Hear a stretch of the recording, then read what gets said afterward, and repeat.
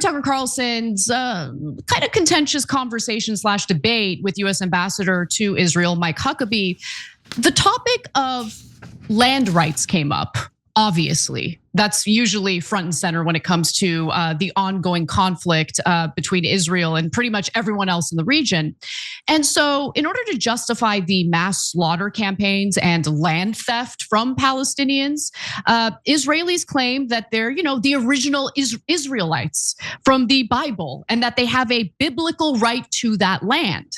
So Tucker Carlson challenged Huckabee on that. Let's take a look.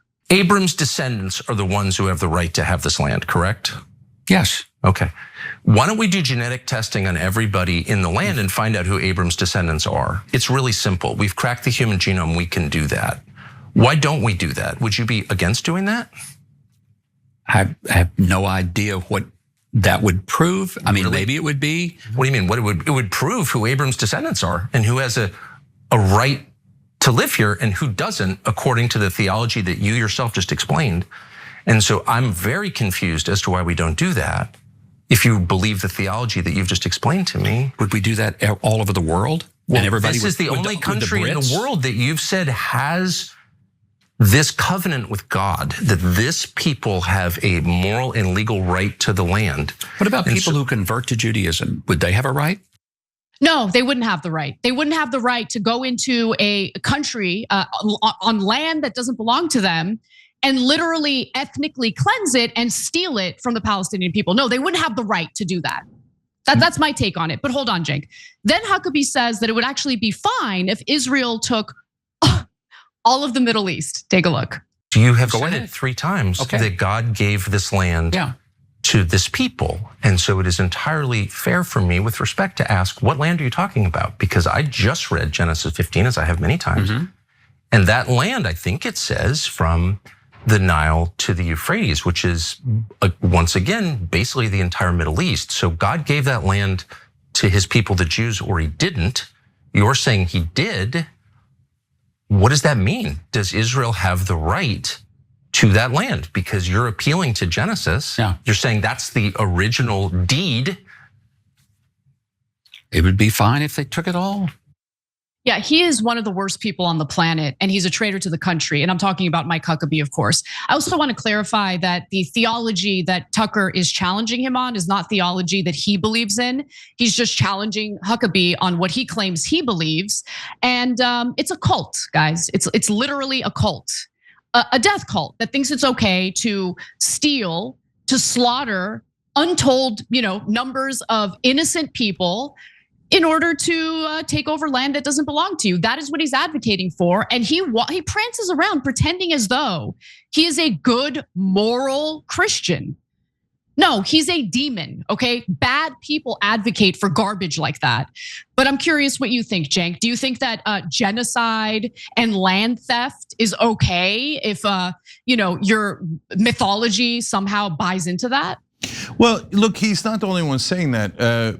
Yeah, there's a lot of demons in the world, I know. Yeah, no. What I mean is historically, every time an imperial empire or fascists come into power, they always say that they have a genetic right to the land.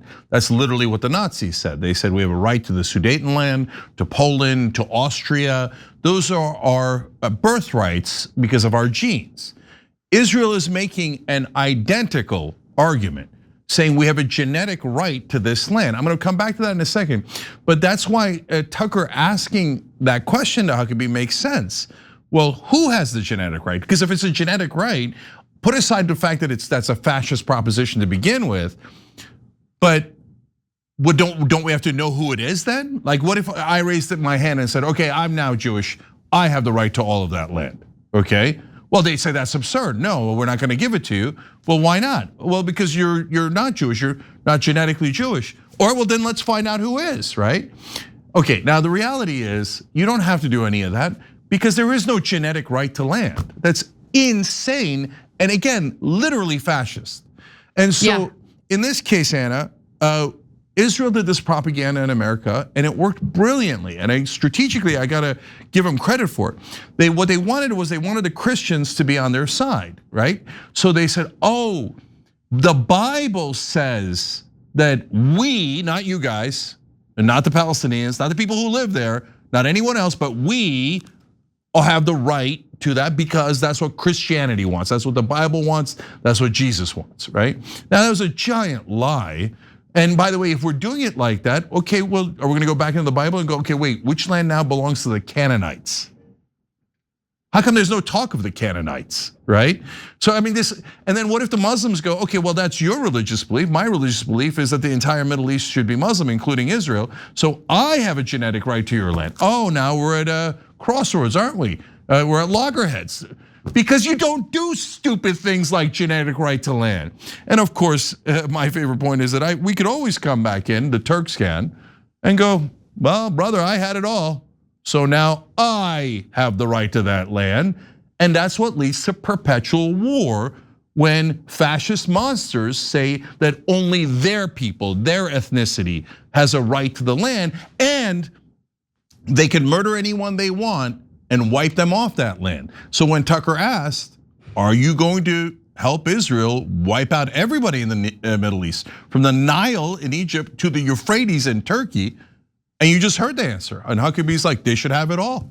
And of course, we should pay for all that ethnic cleansing, all that genocide, all that war. We should pay with not only treasure, but with our blood and not theirs.